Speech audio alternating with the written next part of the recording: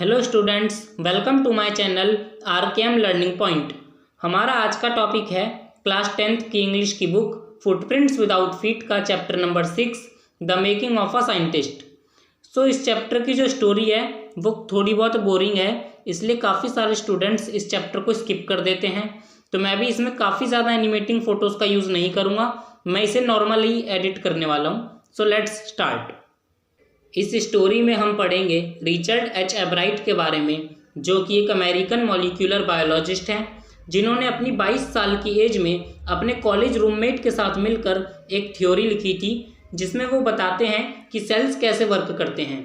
ये उनकी लाइफ की बहुत ही बड़ी अचीवमेंट थी और इस थ्योरी को एक आर्टिकल के रूप में the proceedings of the national academy of science में पब्लिश किया गया था। और ये फर्स्ट टाइम हुआ था कि इतने इम्पॉर्टेंट जर्नल में एक कॉलेज स्टूडेंट की वर्क रिपोर्ट छपी हो। मानो 15 साल के एक न्यू प्लेयर ने गेम में आते ही फर्स्ट बॉल पर होम रन मारा हो।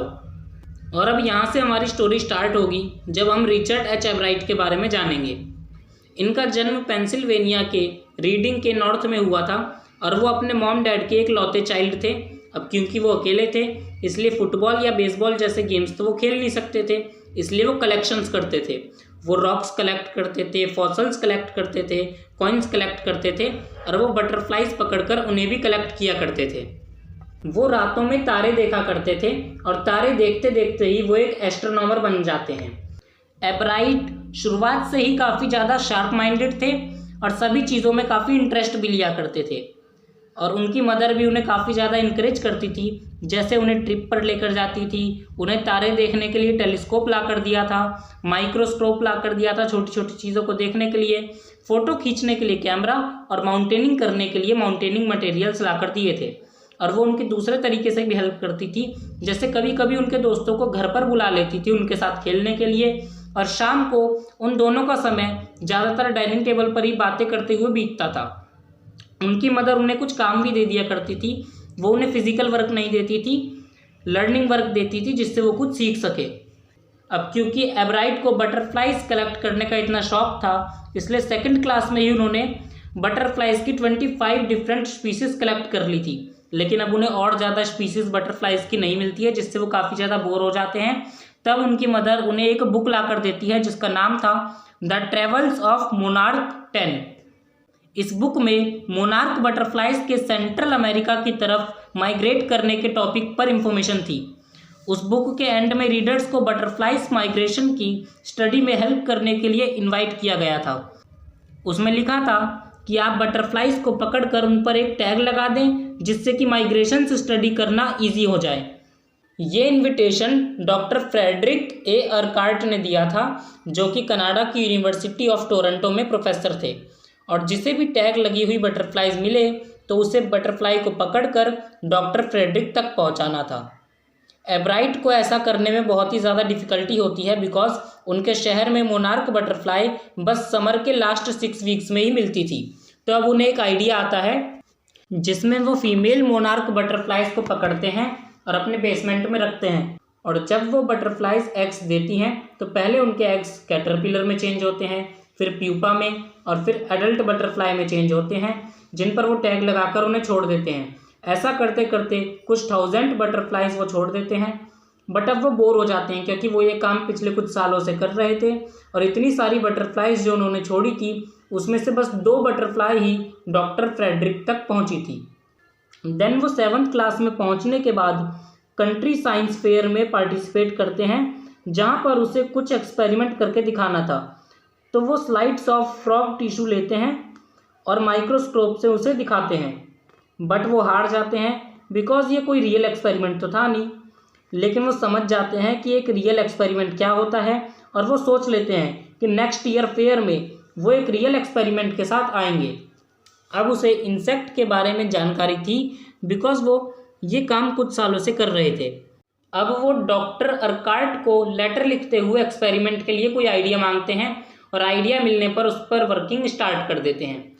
और अब वो क्लास 8th में पहुंच जाते हैं और एक्चुअली में वो एक ऐसे वायरल डिसीज़ पर काम कर रहे थे जिसके कांटेक्ट में आने से मोनार्क कैटरपिलर्स मर जाते हैं। एक्सपेरिमेंट से उसे ये पता चलता है कि ये एक बेटल नाम का वायरल डिजीज़ है जिसे वो एक कैटरपिलर पर टेस्टिंग भी करते हैं और कंट्री साइंस फेयर में दिखाते हैं, जिसका कोई रिजल्ट तो नहीं आता, लेकिन क्योंकि उन्होंने मेहनत की थी इसलिए इस बार उन्हें जिता दिया जाता है। अब वो 9th क्लास में पहुंचकर एक थ्योरी पर काम करते हैं जिसका टॉपिक था कि वायसराय बटरफ्लाइज मोनार्क बटरफ्लाइज को कॉपी क्यों करती हैं। लोगों का मानना था कि ऐसा इसलिए है कि अगर वायसराय मोनार्क को कॉपी करेंगी तो बर्ड्स का खाना बनने से बच जाएंगी, बिकॉज बर्ड्स मोनार्क बटरफ्लाइज को नहीं खाते हैं।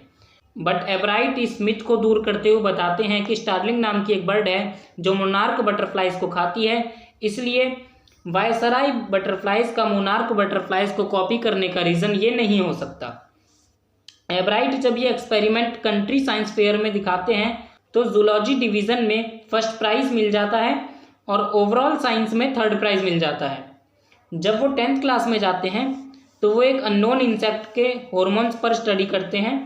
वो ये जानना चाहते थे कि मोनार्क प्यूपा पर वो गोल्डन स्पॉट्स क्या हैं।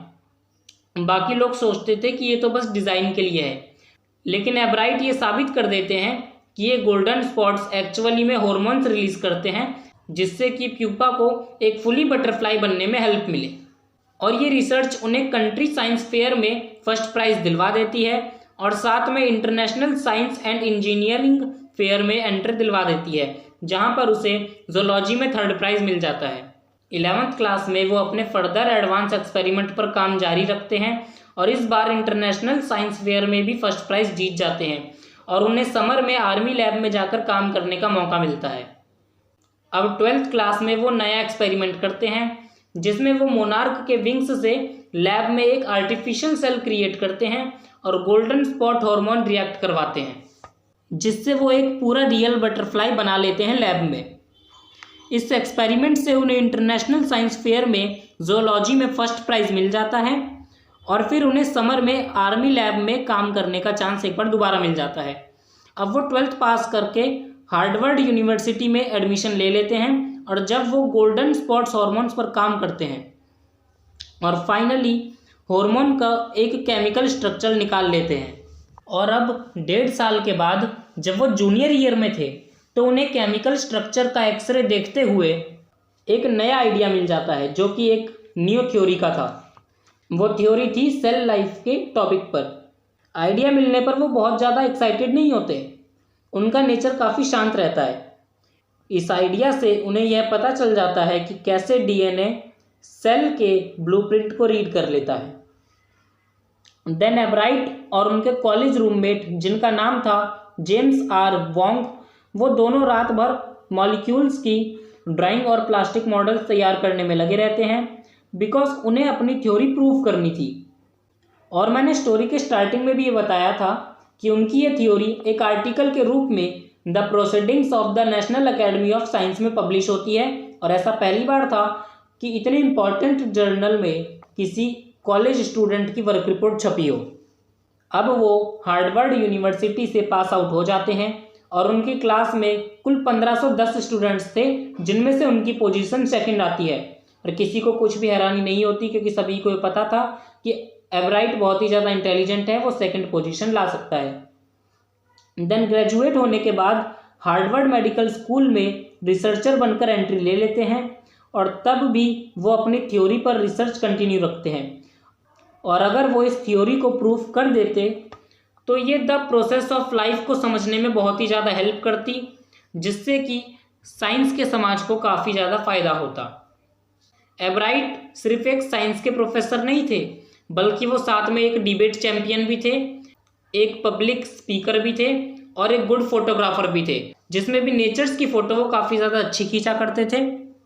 उनके जो सोशल स्टडीज़ के टीचर थे वो उनकी काफ़ी ज़्यादा तारीफ़ किया करते थे। वो कहते थे कि एवराइट पूरा दिन साइंस रिसर्च में लगाता है, लेकिन साथ ही साथ रात को 3-4 घंटे वो डिबेट रिसर्च को भी दे देता है।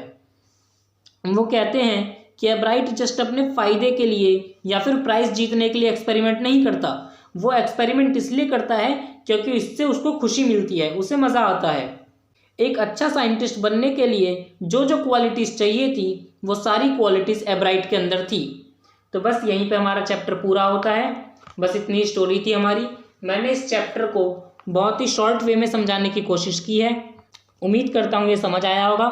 और बस इतना ही। और ऐसे ही और चैप्टर्स की स्टोरी वीडियो के लिए इस वीडियो को लाइक करें और चैनल को सब्सक्राइब करें। मिलते हैं नेक्स्ट वीडियो में।